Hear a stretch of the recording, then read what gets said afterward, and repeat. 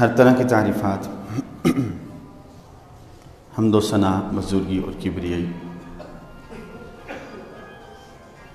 رب ذوالجلال کی وحدہ لا شریک ہستی کے لیے، جس کے ہاتھ میں ہر طرح کی قوت ہے، ہر طرح کی طاقت ہے، ہر طرح کا غلبہ اور ہر طرح کے اختیارات۔ کائنات کے اندر روز اول سے لے کر آج تک اور آج کے بعد سے لے کر قیامت تک جو بھی ہونا ہے رب ذوالجلال کی مشیت اور مرضی کے مطابق ہی ہونا ہے۔ اس کی مرضی، اس کی مشیت کے بغیر کوئی تنکا بھی اپنی جگہ سے حرکت نہیں کرتا، اور کوئی سوکھا پتا بھی شاخ سے ٹہنی سے گرتا نہیں ہے۔ اور اس کی مشیت ایسی ہے کہ جب چاہے وہ کسی چیز کے اندر اثر پیدا کر دے اور جب چاہے اس چیز کے اثر کو واپس لے لے۔ یہی چھری ہے جس سے ہم اپنی ضروریات پوری کرتے ہیں، پھل سبزیاں بھی، گوشت بھی ہم بناتے ہیں، لیکن یہی چھری تھی کہ جو رب ذوالجلال کی مشیت نہ ہونے کی وجہ سے اسماعیل کے گلے پر نہ چل سکی۔ ہر طرح کی شان و شوکت، ہر طرح کی تعریفات رب ذوالجلال کی وحدہ لا شریک ہستی کے لیے۔ ان گن درود و سلام رسول اللہ صلی اللہ علیہ وسلم کی ذات اقدس پر، ان کے اہل بیت پر، صحابہ رضوان اجمعین کے نفوس قدسی پر۔ نبی اکرم صلی اللہ علیہ وسلم صحابہ رضوان اجمعین کو لے کر بدر کے ایک کنارے پر پہنچ گئے، ایک جگہ پر پڑاؤ کر لیا، وہاں پر چشمہ ہے۔ حباب رضی اللہ تعالیٰ عنہ آئے اور بڑے ہی ادب سے آ کر کہنے لگے کہ یا رسول اللہ، آپ یہاں اپنی مرضی سے رکے ہیں یا رب ذوالجلال کی طرف سے آپ کو رکنے کا حکم ہے؟ نبی اکرم صلی اللہ علیہ وسلم نے فرمایا کہ نہیں حباب، میں نے اپنی مرضی سے یہاں پر پڑاؤ کیا ہے۔ حباب رضی اللہ تعالیٰ عنہ پہلے مشرک تھے، کئی مشرکین کی جنگوں میں حصہ لے چکے تھے۔ اپنی جنگی مہارت کا اظہار کرتے ہوئے کہتے ہیں یا رسول اللہ، میں یہ چاہتا ہوں کہ ہم مشرکین کے قریب ترین بڑے چشمے کے پاس جا کر ٹھہریں۔ اس کا فائدہ یا رسول اللہ ہمیں یہ ہوگا کہ وہ جگہ اونچی ہے، وہاں سے ہی پانی پورے بدر کی طرف جا رہا ہے، ہم اس پانی پر قبضہ کر لیں گے اور باقی دوسری طرف جانے والے سارے پانی کو روک دیں گے۔ ہمیں جنگ کے دوران پیاس لگے گی تو ہم پانی استعمال کرتے رہیں گے، تازہ دم رہیں گے، جبکہ دوسری طرف ہم پانی روک دیں گے تو یا رسول اللہ ان کے حوصلے پست ہو جائیں گے۔ نبی اکرم صلی اللہ علیہ وسلم نے رضامندی کا اظہار کیا، ٹھیک ہے حباب، وہاں چلتے ہیں۔ اور یہ وہ ادب ہے جو اللہ رب العزت نے صحابہ رضوان اجمعین کو سکھایا ہے۔ لا ترفعوا اصواتکم فوق صوت النبی، نبی کے سامنے اپنی آواز کو کبھی بلند نہ کرنا۔ اور ایک صحابی تو اس آیت کے اترنے کے بعد اتنی آہستہ آواز میں نبی علیہ السلام سے بات کرتے ہیں کہ نبی علیہ السلام پوچھتے ہیں کہ قیس تم کیا کہہ رہے ہو؟ نبی علیہ السلام سے یہ نہیں کہا کہ یا رسول اللہ آپ ادھر رکے ہیں، وہاں چلیے۔ یا رسول اللہ، اللہ رب العزت کا حکم ہے یا آپ کی اپنی تدبیر اور سوچ ہے؟ نبی اکرم صلی اللہ علیہ وسلم نے ایک دفعہ ظہر کی نماز پڑھائی، سلام پھیر دیا، ذوالیدین خرباق بن عامر رضی اللہ تعالیٰ عنہ آئے، نبی علیہ السلام جلدی سے باہر نکل گئے۔ سارے صحابہ رضوان اجمعین خاموش ہیں، اپنی جگہوں پر بیٹھے ہوئے ہیں۔ خرباق رضی اللہ تعالیٰ عنہ آئے، نبی علیہ السلام کے پیچھے آ کر کہنے لگے یا رسول اللہ، اقصرت الصلاۃ ام نسیت. ادب کا انتہائی اعلیٰ مقام کے یا رسول اللہ نماز 4 سے 2 کر دی گئی ہے یا آپ سے بھول ہو گئی ہے. یہ نہیں کہا کہ یا رسول اللہ آج آپ نے نماز ٹھیک نہیں پڑھائی, 2 رکعت پڑھا کے آپ نے سلام پھیر دیا ہے. اور یہی ادب اسلام ہمیں ہر بڑے کے ساتھ سکھلاتا ہے. یہی ادب اسلام ہمیں ہر بڑے کے ساتھ سکھلاتا ہے. اور یہی وہ ادب ہے جس پر ڈاکہ ڈالنے کے لیے یہود و نصارہ نے مختلف طرح کے ہتھ کنڈے بنا لیے, ٹک ٹاک بنا لیا, سوشل میڈیا بنا لیا, اعلیٰ تعلیم بنا لی. میری لائف میں آپ انٹرفیئرنس نہیں کر سکتے, یہ جملہ کریٹ کر دیا, یہ جملہ سکھا دیا. آج والد کی گھر کے اندر جو حیثیت ہے وہ جوتے سے زیادہ نہیں ہے, اللہ ماشاءاللہ اچھے لوگ, اچھے گھرانے, اچھی فیملیاں موجود ہیں. خاوند کی جو سوچ ہے, اس کی خاوند کا جو مقام ہے اس کی بیگم کے سامنے بالکل گھٹیا ہے. ڈراموں میں یہ تاثر دیا جا رہا ہے کہ تم اس کو صرف ایک گھر کے ملازم کی حیثیت سے رکھنا ہے, زیادہ وقت نہ دینا. وہ باہر کے معاشرے کو دیکھو, وہ کتنی خود مختار ہیں وہ خواتین. وہ اپنے خاوند پر بھروسہ نہیں کرتی, اس پر بوجھ نہیں بنتی, اس پر انحصار نہیں کرتی. وہ انڈیپینڈنٹ نہیں ہے, وہ ڈیپینڈنٹ ہے. وہ اپنا بوجھ, اپنا وزن, اپنی ضروریات خود پوری کرتی. اور آج وہی چیزیں مسلمان اپنے بچوں کو سکھا رہے, وہی چیزیں مسلمان اپنی زندگی کے اندر لے کر آ رہے ہیں. ڈاکٹر بنا رہا ہوں جی بیٹی کو, کل اگر خامد کے ساتھ انبن ہو گئی, کم از کم خامد کی محتاج تو نہیں ہوگی. انجینئرنگ کر رہی ہے, CCA کر رہی ہے, اگر خامد اچھے طریقے سے رکھے گا تو ٹھیک ہے, نہیں رکھے گا تو کم از کم یہ تو ہوگا کہ اپنے بچے پال سکے گی.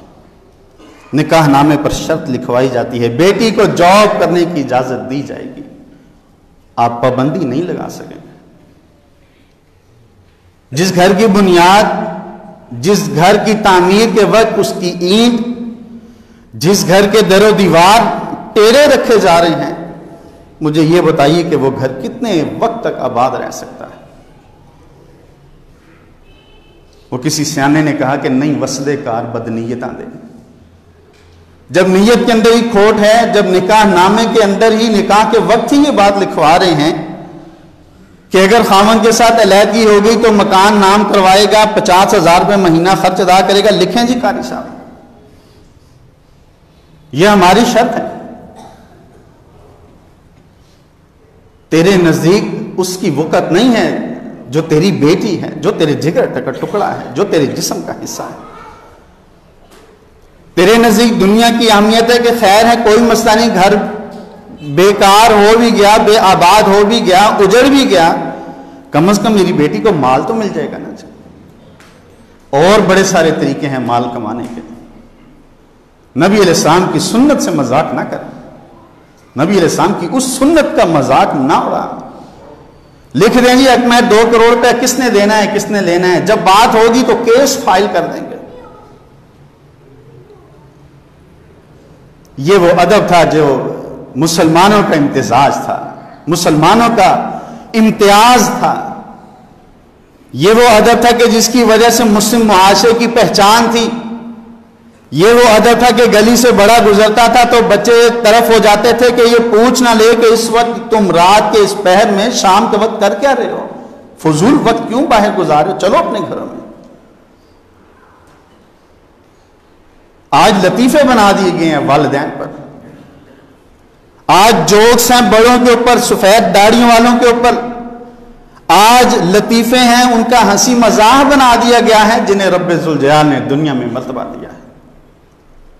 نبی علیہ الصلوۃ والسلام فرمایا ان تلد الامۃ ربتها. جبریل امین آئے, یا رسول اللہ ایمان کیا ہے؟ عمر رضی اللہ عنہ کہتے ہیں کہ انتہائی سفید لباس, شدید السواد الشعر, بالکل کالے سیاہ بال, نبی علیہ السلام کے پاس آ کر بیٹھ گئے. لا یرا علیہ اثر السفر ولا یعرف منا احد. نبی علیہ السلام کے پاس آئے اور آ کر بیٹھ گئے.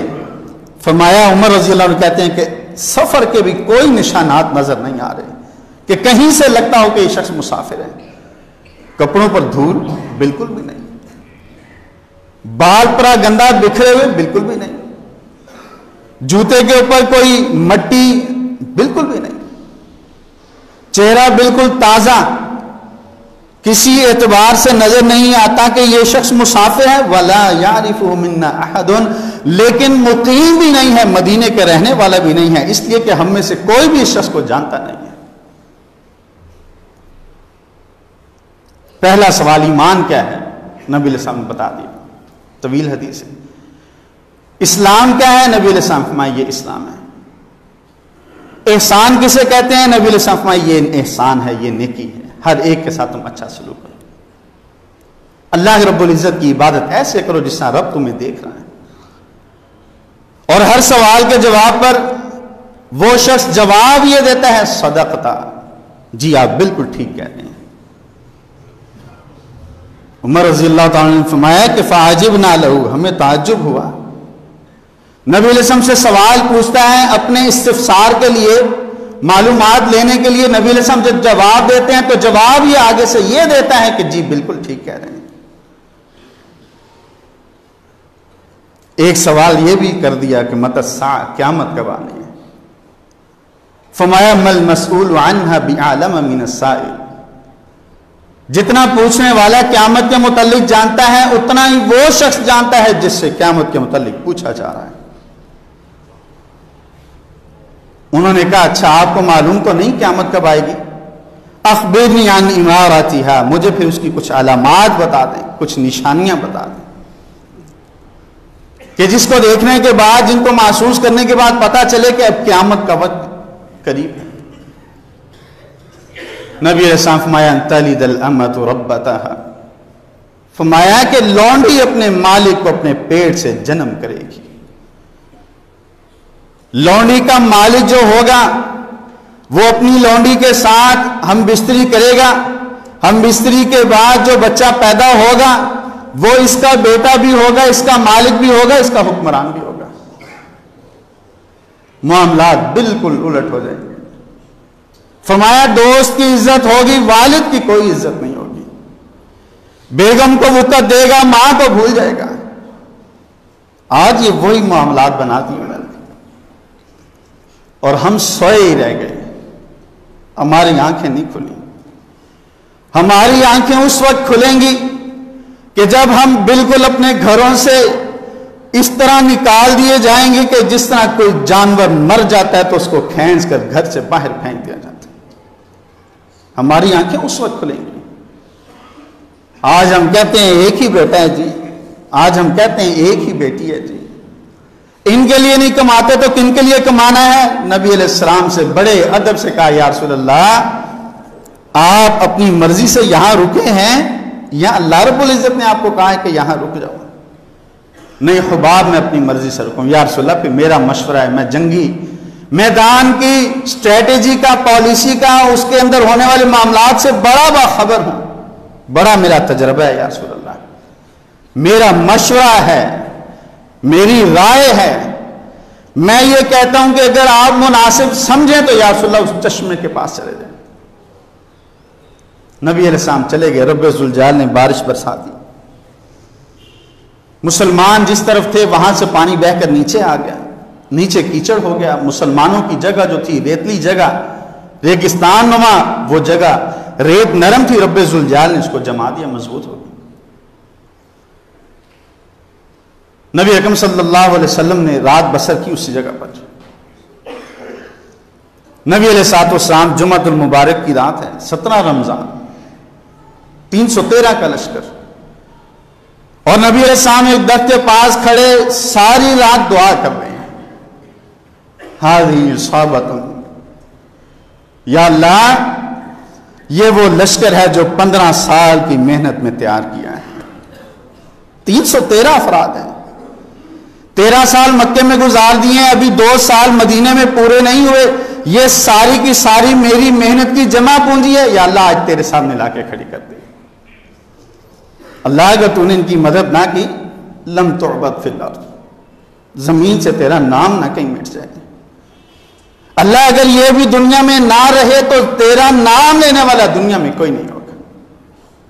چادر کندھوں سے گر گئی، اتنی لمبی دعا، اتنی طویل دعا۔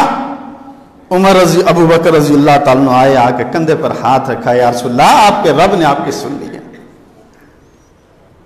نبی علیہ الصلوۃ والسلام نے دیکھا کہ ان کا لشکر چل پڑا۔ نبی علیہ الصلوۃ والسلام فرمایا ہذہ قریش، اللہ یہ ہے وہ قریش کی جماعت، قد اقبلت بخیلائها وفخرها، یا اللہ تو دیکھ رہا ہے یہ کتنے گھمنڈ کے اندر، کتنے تکبر کے اندر، کتنے فخر کے ساتھ یہ میدان کے اندر اتر رہے ہیں۔ تو ہاتھ کہ اللہ تیرے ساتھ یہ لڑنے آئے ہیں، وَتُكَذِّبُ رُسُلَكَ، تیرے رسول کو جھٹلانے کے لیے آئے ہیں۔ اللہم فَنَصْرَكَ الَّذِي وَعَدْتَنِي، اللہ میں تجھ سے صبح کے وقت اس مدد کا سوال کرتا ہوں جو تو نے مجھ سے وعدہ کر رکھا ہے۔ نبی علیہ الصلوۃ والسلام نے یہ دعا کی، لشکر کو مرتب کر دیا۔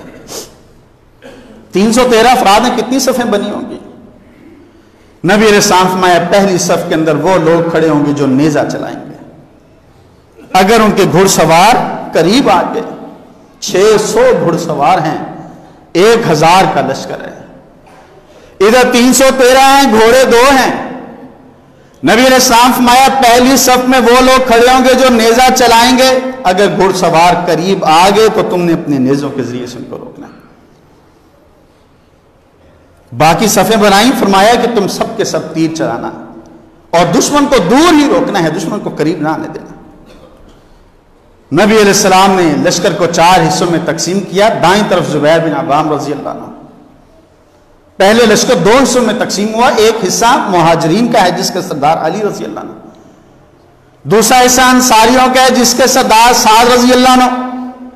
دائیں طرف زبیر بن عوام، بائیں طرف مقداد بن اسود، پیچھے قیس بن ابو صعصع، اور سب سے آگے کون کھڑا ہے؟ جنرل کمانڈ کس کی ہے؟ نبی اکرم صلی اللہ علیہ وسلم خود ہیں۔ نبی اکرم صلی اللہ علیہ وسلم خود سب سے آگے ہیں۔ نبی علیہ الصلوۃ والسلام صحابہ رضوان اللہ مجمعین کو لے کر میدان میں پہنچے۔ قریش کا ایک جاسوس آیا،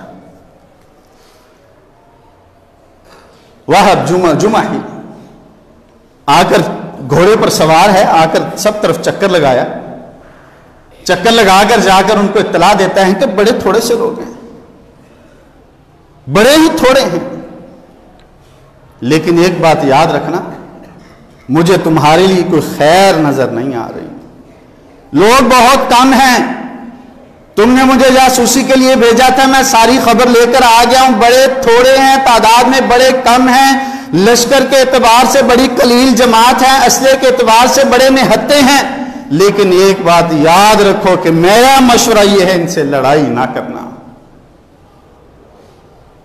ابو جہل طاقت کے نشے میں، رب ذوالجلال سے مقابلہ کوئی نہیں کر سکتا۔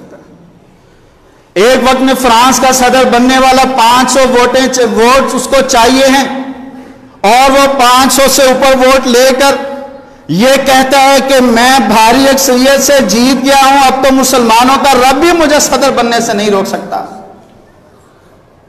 مسلمانوں کا رب بھی مجھے صدر بننے سے روک نہیں سکتا۔ صبح حلف اٹھانا ہے، رات کو سویا ہے، رب ذوالجلال نے روح قبض کر لی ہے۔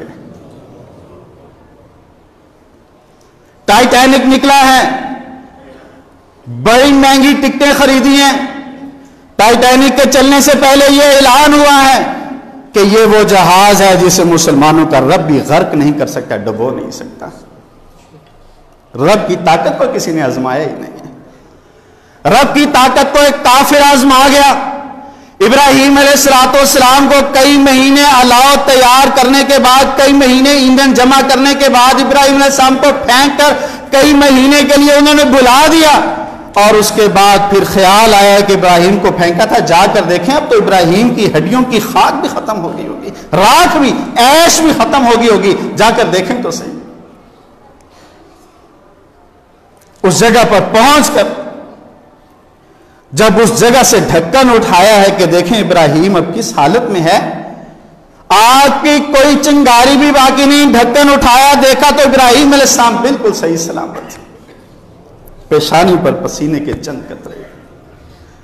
ابراہیم علیہ السلام کا والد سب سے بڑا دشمن بھی، شرک کا سب سے بڑا داعی بھی، سب سے بڑا مرکز بت فروشی کا، ابراہیم علیہ السلام کو ٹھیک ٹھاک حالت میں دیکھ کر کہتا ہے نعم الرب ربک یا ابراہیم، ابراہیم تیرا رب بڑا اچھا رب ہے۔ ابراہیم کیا کہنے ہیں تیرے رب کے، ابراہیم تیرے رب جس سے تو نے دوستی لگا لیا اس سے اچھی ذات پھر کوئی بھی نہیں۔ یہ ذرا سی مشکل پر یہ کہتا ہے میں نے کبھی تکلیف آسانی دیکھی نہیں۔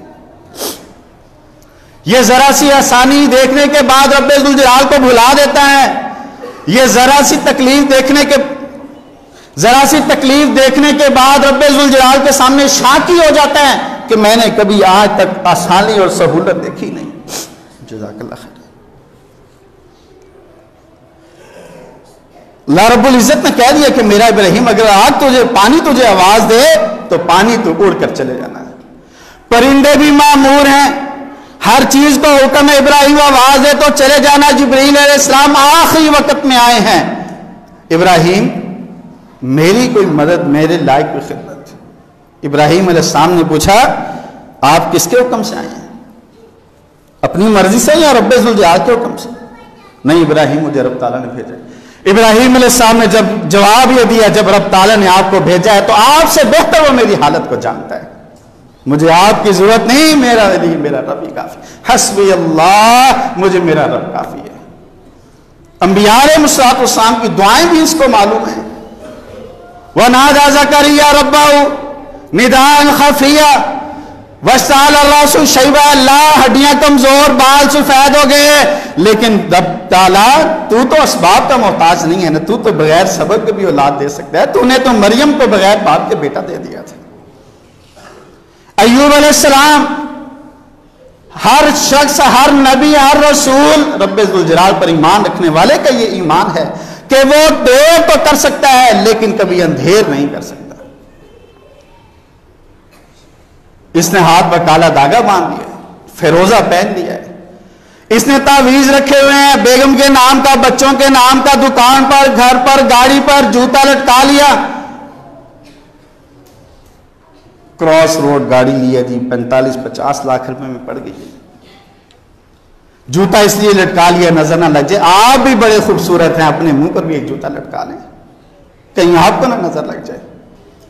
گاڑی بچ گئی، آپ برباد ہو گئے، گاڑی کا کیا فائدہ، ذرا اپنے سینے پر بہترین طریقے سے سجا لے ایک جوتا۔ رب تعالیٰ پر نظر ہی نہیں ہے، وہ کافر ہے، مشرک ہے۔ ابراہیم اپنا سگا بیٹا ہے، اس کا سب سے بڑا دشمن ہے، دیکھنے کے بعد کہتا ہے نعم الرب ربک یا ابراہیم، ابراہیم تیرا رب بڑی طاقتوں والا ہے۔ سبحان ربک رب العزت عما یصفون۔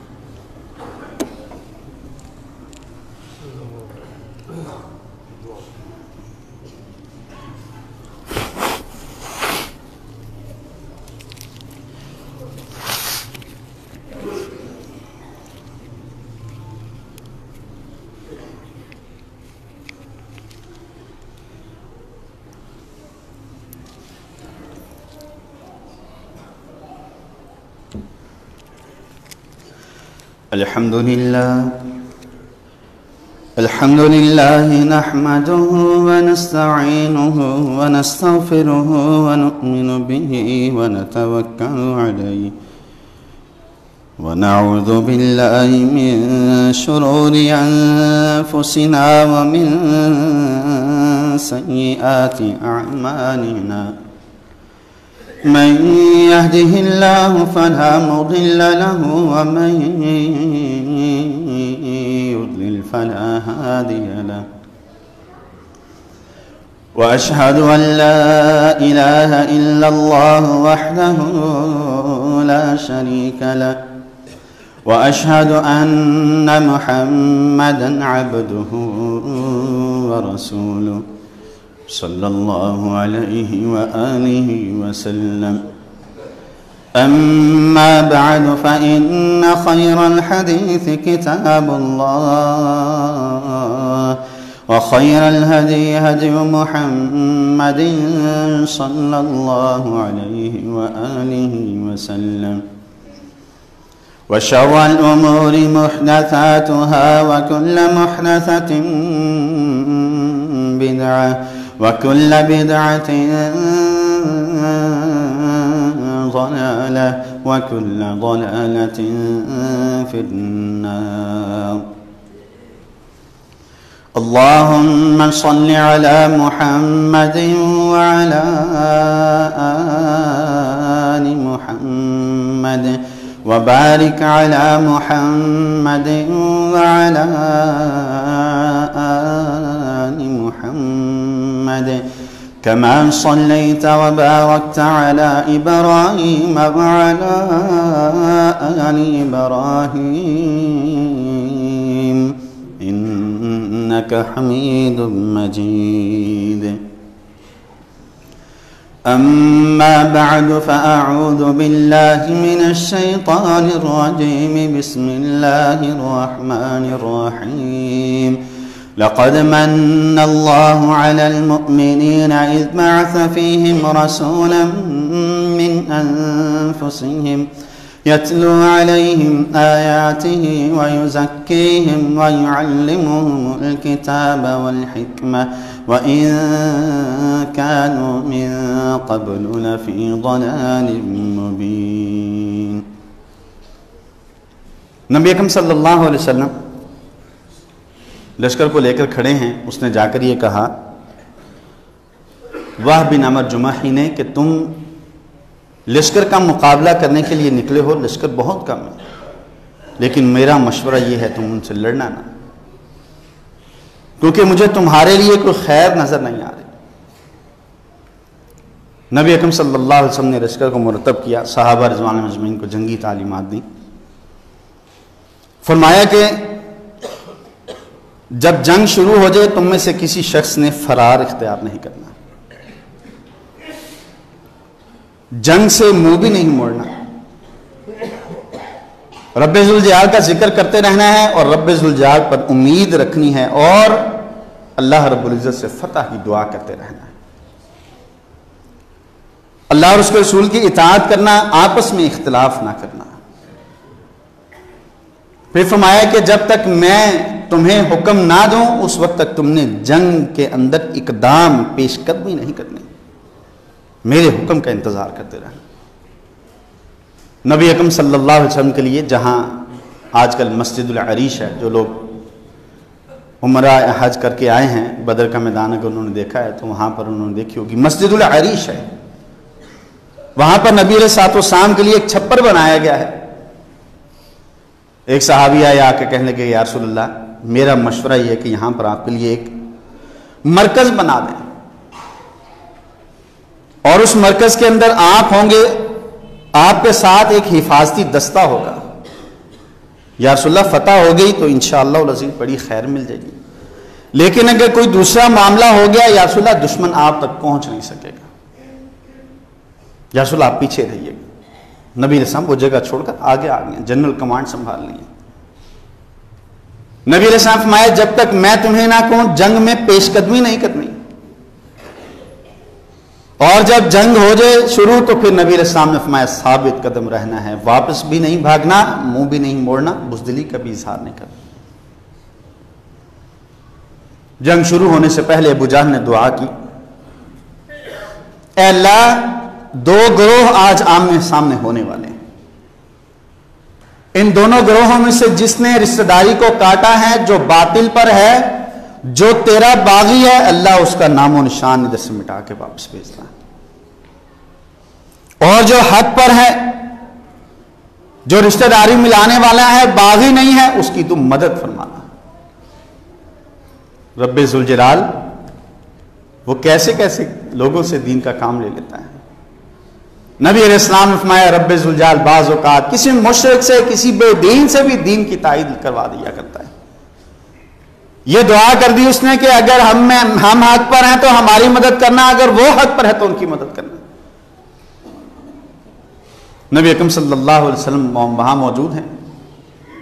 ایک شخص ان کی طرف سے نکلا، اس نے کہا میں مسلمانوں کے چشمے سے پانی پی کر آؤں گا، اور اگر میں وہاں پر پانی پینے میں، وہاں سے پانی لینے اور پینے میں کامیاب ہو گیا تو مشرکین مکہ سے کہتا ہے پھر تم سمجھ لینا کہ ہم کامیاب ہیں۔ وہ نکلا، حمزہ رضی اللہ تعالیٰ نے ایک وار کیا، اس کی ٹانگ کٹ گئی، لیکن اتنا بہادر ہے کہ رینگتا رینگتا پھر آگے بڑھ رہا ہے، قریب پہنچنے والا ہے کہ حمزہ رضی اللہ نے دوسرا وار کیا، ختم کر دیا۔ 3 افراد مشرکین مکہ کی طرف سے نکلے، عتبہ ہے، عتبہ کا بیٹا ولید ہے، اور عتبہ کا بھائی شیبہ ہے۔ تینوں آئے، آ کر آواز لگائی ہمارا مقابلہ کرنے والا کوئی ہے؟ نبی علیہ السلام نے 3 صحابہ کو بھیجا، تینوں انصاری ہیں۔ نبی علیہ السلام فرمایا تم اٹھو جاؤ، جا کر اپنا تعارف کرایا۔ انہوں نے کہا تم تو انصاری ہو، تم تو بڑے بہادر لوگ ہو، تم بڑے اچھے لوگ ہو، ہم اپنے ہم پلہ لوگوں سے مقابلہ کرنا چاہتے ہیں، ہم اپنا خونی رشتہ داروں کو بلا رہے ہیں۔ نبی علیہ السلام نے فرمایا علی اٹھو، حمزہ تم جاؤ، عبیدہ اب تم نے جانا ہے۔ حمزہ رضی اللہ عنہ، علی رضی اللہ عنہ، عبیدہ رضی اللہ عنہ کے پہلے ہی وار میں تینوں مشرکین کو ڈھیر کر دیا۔ یہ رب مدد کیا کرتا ہے، اسلحے کے زور پر نہیں، تقریروں سے نہیں، قراردادیں پیش کرنے سے نہیں، منتیں اور ترلے کرنے سے نہیں، بڑے بڑے ڈائیلاگ بولنے سے نہیں۔ ڈائیلاگ بڑے عرصے سے آپ بولتے آ رہے ہیں۔ کون ہے جس نے جا کے بھیک نہیں مانگی؟ کون ہے جس نے جا کے وہاں بڑے بڑے انگلش کے جملے نہیں بولے؟ کون ہے جس نے وہاں پر جا کر منتیں اور ترلے نہیں کیے؟ کون ہے جس نے وہاں پر جا کر یہ حوالہ نہیں دیا کہ 47 سے ہمارا یہ مسئلہ چلتا آ رہا ہے، آپ کوئی حل کریں؟ کوئی حل نہیں ہے۔ بغیر پرچی والے بھی آئے ہیں، پرچی والے بھی آئے ہیں، فی البدی انگلش بولنے والے بھی آئے ہیں، جنہیں پڑھا کر بھیجا گیا وہ بھی گئے ہیں، لیکن کچھ نہیں ملا۔ ملنا اسی طرح سے کہ رب ذوالجلال کا نام لے کر کھڑے ہو جاؤ کہ صبح تک اگر تم نے مقبوضہ کشمیر سے کرفیو نہ ہٹایا تو ٹھیک فجر کی نماز پاکستان کی فوج مقبوضہ کشمیر میں ادا کرے گی انشاءاللہ۔ 82واں دن ہے آج، 82واں دن ہے۔ 4 گھنٹے بیماری کے عالم میں 4 گھنٹے بستر پر نہیں لیٹا جاتا۔ 4 گھنٹے کیا کر لیا ہم نے تقریروں سے، کیا کر لیا قرارداد مذمت سے، کیا کر لیا ہم نے بار بار وہاں پر جا کر ان کی منتیں کرنے سے۔ پہلے ہی وار میں تینوں آدمی ڈھیر، ابو جہل شدید پریشان۔ میں 2-3 منٹ اوپر لے کر ختم کرتا ہوں، پھر اگلے جمعے میں انشاءاللہ بدر کے بعد کی بات ہوگی۔ شدید پریشان، یہ تو بالکل کایا پلٹ۔ عمر بن وہب جمحی کی بات یاد آ گئی، جس جاسوس کو میں نے بھیجا تھا اس نے کہا تھا کہ تعداد میں وہ بڑے کم ہیں، لیکن میرا مشورہ یہ ہے کہ ان سے لڑائی نہ کرنا۔ لیکن یہ گھمنڈ میں آ گیا نا، کیسا رب ذوالجلال نے ذلیل کیا ان کو، کہ جو نکلے تھے کروسیڈ وار کا نام دے کر کہ یہ صلیبی جنگیں ہیں، مسلمانوں کو تباہ و برباد، اس کو توڑا بورا بنا دیں گے، اینٹ سے اینٹ جو اس کی تباہ و برباد کر دیں گے، اینٹ سے اینٹ بجا دیں گے۔ آج انہی کے سامنے بیٹھ کر تم ان سے مذاکرات کر رہے ہو، انہی طالبان کے ساتھ تم مراکش کے اندر بھی، دبئی کے اندر بھی تمہارے یو این کے دفتر کے سامنے طالبان کا دفتر ہے، تم انہی کے سامنے اپنی نظریں جھکائے ہوئے بیٹھے ہو کہ اللہ کے لیے کوئی نکلنے کا راستہ دے دو۔ یہ ہوتا ہے مسلمان، یہ ہوتا ہے جرنیل، یہ ہوتا ہے سپہ سالار، یہ ہوتی ہے جنگی تربیت، یہ ہوتی ہے جنگی مصلحت، یہ ہوتی ہے وار اسٹریٹجی، کہ جب سامنے کوئی آتا ہے دھیرے دھیرے مسلمان پہ اس کو چھوڑتا نہیں۔ عام جنگ شروع ہو گئی، نبی علیہ السلام فرمایا حملہ کر دو۔ ابو جہل نے دیکھا تینوں کمانڈر میرے مر گئے، اس نے کہا لنا عزا ولا عزا لکم، ہمارا عزا بھی موجود ہے، وہ ہماری مدد کرے گا۔ نبی علیہ السلام فرمایا اس کو جواب دو اللہ مولانا ولا مولا لکم، اللہ ہمارا مددگار ہے، تمہارا کوئی مددگار نہیں۔ ہمارے مرنے والے شہید ہونے والے جنت میں جائیں گے، وقتلاکم فی النار، تمہارے مرنے والے جہنم میں جائیں گے۔ یہ سب سے بڑا مقصد ہے مسلمان کا جنگ لڑنے کا۔ وہ 20 گنا ہم سے بڑا ہے جی، اس کے پاس اتنے میزائل ہیں جی، اس کے پاس یہ ہے جی، ہم پاگل ہیں جی، کون کو جنگ کے اندر جھونک دیں جی، تم اپنے کیا کہیں۔ حملہ ہو گیا، 70 مارے گئے، بڑے بڑے سردار مارے گئے. نبی علیہ السلام نے رات کے وقت نشاندہی کی، جب لشکر مرتب کیا نبی علیہ السلام فرمایا ھذا مسع فلان غدا انشاءاللہ، ھذا مسع فلان غدا انشاءاللہ. یہاں پر عتبہ مارا جائے گا، یہاں شیبہ مارا جائے گا، یہاں فلاں مارا جائے گا، یہاں ولید مارا جائے گا. یہاں ابو بکر رضی اللہ عنہ کہتے ہیں اللہ کی قسم 1 انچ بھی جگہ کا فرق نہیں آیا، جو جگہ نبی صاحب نے بتائی تھی وہیں پر وہ ڈھیر ہوئے تھے. 70 مار لیے، 70 قیدی بنا لیے، مال غنیمت مل گیا، بہت بہترین طریقے سے رب ذوالجلال نے فتح دے دی. کئی مہینے تک مشرکین مکہ نے سوگ منایا، منافقین بھی پریشان، یہودی بھی پریشان. ابھی آئے ان کو چند دن ہوئے اور اتنی بڑی فوج کے ساتھ لڑائی کر کے پورے عرب کے اندر انہوں نے اپنی دھاک بٹھا دی. قیدی بن گئے. نبی علیہ السلام نے فرمایا جاؤ، یہ ہوتا ہے جرنیل. فرمایا تم جاؤ، میں کل آؤں گا، میں آج بدر کے مقام میں ہی ہوں. مشرکین مسلمان مشرکینوں کو ان کو لے کر پہنچ گئے مدینہ منورہ کے. قیدی ہیں، رسیوں سے جکڑے ہوئے، بندھے ہوئے، مال غنیمت بھی ہے، 150 اونٹ، بما ساز و سامان، بہترین قسم کا اسلحہ، سارا کچھ لے کر پہنچے. نبی علیہ السلام مدینہ منورہ میں پہنچے، قیدی جکڑے ہوئے. آج ہم بھیک مانگ مانگ کے منگتے ہو گئے ہیں اور اپنی تہذیب کو ہم نے بھلا دیا ہے. ہم اگر اپنی تہذیب سے جڑ جائیں، اپنے اسلام سے اپنا تعلق قائم کر لیں، اپنے گھروں کے اندر اسلام نافذ کر دیں، اپنے 5 فٹ 6 فٹ اپنی بیوی اپنے بچوں کو اسلام کی طرف لے آئیں، اللہ کی قسم کوئی جنگ لڑنے کی ضرورت پیش نہیں آئے گی. اللہ کی قسم ضرورت پیش نہیں آئے گی. ہم سچے کھرے مسلمان ہی نہیں ہیں. نبی علیہ السلام نے فرمایا 70 قیدی ہیں. نبی علیہ السلام کا چچا عباس بھی ہے، نبی علیہ السلام کا لاڈلا مصعب بن عمیر کا بھائی بھی ہے. ایک انصاری صحابی ابو زبیر کو باندھ رہا ہے، عمیر رضی اللہ عنہ کے بھائی کو، مصعب بن عمیر کے بھائی کو باندھ رہا ہے. مصعب رضی اللہ عنہ پاس سے گزرے. مصعب رضی اللہ عنہ نے کہا کہ اس کی رسی ڈھیلی نہ رکھنا، بڑا فدیہ ملے گا، ٹائٹ کر کے باندھنا اس کو. میرا بھائی ضرور ہے لیکن آج یہ آیا تھا میرے نبی پر حملہ کرنے کے لیے، میں اس کو کبھی اپنا بھائی نہیں کہہ سکتا، میں اس کو اپنا بھائی نہیں کہہ سکتا. نبی علیہ الصلوۃ والسلام رات وقت بے چینی کے عالم میں اٹھے، گھر سے باہر نکلے. صحابہ رضوان اللہ عنہم نے پوچھا یا رسول اللہ کیا ہوا؟ نبی علیہ السلام فرمائے بس بے چینی. یا رسول اللہ کوئی مسئلہ ہے؟ نبی علیہ السلام فرمایا کہ میرا چچا عباس رسیوں کے مضبوط بندھے جانے کی وجہ سے تکلیف میں ہے اور رو رہا ہے. صحابہ رضوان اللہ عنہم نے جا کے رسیاں ڈھیلی کر دی. کوئی ایکسیپشنل کیس نہیں ہے. یہاں تو کہتے ہیں نا جی کہ فلاں فلاں کو رعایت حاصل ہے، فلاں فلاں کچھ بھی کرے اس کو کوئی پوچھ نہیں سکتا. نبی کا چچا ہے، نبی کا داماد بھی ہے، چچا بھی قید کے اندر، نبی علیہ السلام کا داماد زینب رضی اللہ عنہ کا خامن بھی قید کے اندر. کوئی روح رعایت نہیں ہے، سب کے ساتھ ایک جیسا سلوک ہے. صحابہ نے جا کر عباس رضی اللہ عنہ کی رسیاں ڈھیلی کر دی. عباس رضی اللہ عنہ آئے، پیش ہوئے، قیدی پہ بار بار پیش ہوئے. عباس رضی اللہ عنہ بھی پیش ہوئے. یا رسول اللہ میرے پاس تو مال ہی نہیں. نبی علیہ السلام فرمایا چچا مال دے دو اپنی جان چھڑوا دو. کہنے لگے کہ بھتیجے میرے پاس تو مال ہی نہیں ہے. نبی علیہ السلام فرمایا چچا آپ جنگ کے لیے نکل رہے تھے، آپ تھے گھر میں، آپ کی بیگم ام الفضل تھی، آپ نے یہ کہا تھا کہ اتنا مال فضل کو دے دینا، اتنا میرے بیٹے عبداللہ کو دے دینا اگر میں جنگ میں مارا گیا. عباس رضی اللہ عنہ کہتے ہیں اشہد ان لا الہ الا اللہ. یا رسول اللہ میں تھا، میرے بھتیجے میں تھا، میری بیگم تھی، تیسرا بندہ کوئی نہیں تھا جب میں نے مال کی بات کی. فضل کو مال دینا ہے، قسم کو مال دینا ہے، یہ میرے اور میری بیگم کے درمیان کا معاملہ ہے. اگر آپ کو پتا ہے تو آپ بالکل حق پر ہیں، سچ پر ہیں.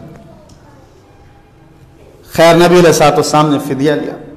فدیہ لینے سے پہلے نبی علیہ السلام کو پتا چلا کہ قیدی سارے پہنچ گئے. نبی علیہ الصلوۃ والسلام نے حسن سلوک کا حکم دے دیا. بعد میں جہاں جو کر رہا تھا حسن سلوک کا حکم دے دیا. فرمایا یہ تمہارے قیدی ضرور ہیں لیکن ظلم و ستم نہ کرنا، ان پر ظلم و ستم نہ کرنا. صحابہ رضوان اللہ مجمعین روٹی قیدیوں کو کھلا دیا کرتے تھے، خود کھجور کھا لیا کرتے تھے. ایک صحابی بعد میں مسلمان ہو گئے، نام ابھی صبح تیاری کر رہا تھا، نام ذہن سے نکل گیا. وہ کہتے ہیں کہ جب یہ میرے جہاں میں قید میں تھا انصاریوں کے گھر میں، جب بھی وہ کھانا کھانے لگتے روٹی جمع کر کے مجھے دے دیا کرتے. مجھے شرم آتی، میں کہتا میں تمہارا قیدی ہوں، میں تمہارے خلاف لڑنے آیا تھا، میں نے تمہارے خلاف تلوار اٹھائی ہے، میں نے لشکر کا حصہ بنا ہوں، میں نے لشکر کا ساتھ دیا ہے، تم مجھے روٹی دیتے ہو، مجھے شرم آتی. انہوں نے کہا ہمارے رسول نے کہا اپنے قیدیوں سے اس نے سلوک کرنا ہے. یہ تھی تعلیمات نبی اکرم صلی اللہ علیہ وسلم جنہیں ہم بھول گئے. یہاں پر بدر کا مارکہ ختم ہوا. انشاءاللہ اس کے بعد اگلے جمعۃ المبارک میں بدر کے بعد کیا ہوا؟ اللہم انصر الاسلام والمسلمین، اللہم اعز الاسلام والمسلمین، اللہم اذل الشرک والمشرکین. اللہ اسلام اور مسلمانوں کی پوری دنیا کے اندر مدد فرما. اللہ اسرائیل کو، امریکہ کو، ہندوستان کو، ان کا ساتھ دینے والوں کو تباہ و برباد فرما دے. اللہ جو مسلمانوں کے دشمن ہیں، اللہ جو مسلمانوں کے دشمنوں کا ساتھ دینے والے ہیں، اللہ وہ غیر مسلم ہیں یا مسلمان ہیں، اللہ ان کو ذلیل و رسوا کر دے. اللہ تمام بیماروں کو شفا کاملہ عاجلہ عطا فرما. اللہ ہم بہت گناہ گار ہیں، سیاہ کار ہیں، اللہ ہم تیرے باغی بھی ہیں، اللہ ساری نافرمانیوں کے مرتکب ہوتے ہیں. وَلَيْسَ بِنَا غِنَىٰ عَنْ فَضْلِكَ، اللہ لیکن تیری رحمت کے محتاج ہیں، ہمارے گناہوں سے صرف نظر کر کے ہمیں رحمت کی بارش عطا فرما دے. اللہم اغثنا، اللہم اغثنا، اللہم اسق عبادک وبہائمک وانشر رحمتک واحی بلدک المیت. اللہ ہم تیری مخلوق ہیں، اللہ تو ہم پر اپنی رحمت کی بارش نازل فرما. اللہ ہمیں بھی پانی پلا، اپنے چوپایوں کو بھی پانی پلا. اللہ وہ زمین جو مردہ ہو چکی ہے اللہ تو اس کو بھی پانی پلا دے. بھائیوں نے بیماروں کے لیے دعا کی درخواست کی ہے. ہمارے دوست ہیں افضل صاحب، مولانا افضل صاحب، ان کے والد صاحب ہمارے ادھر نمازی ہیں فضل صاحب، ان کی افضل صاحب کی والدہ کو فالج کا اٹیک ہوا ہے. جتنے بھی بیمار ہیں رب ذوالجلال سے دعا کریں، اللہ تعالیٰ تمام بیماروں کو شفا کاملہ عطا فرمائے. سبحان ربک رب العزت عما یصفون.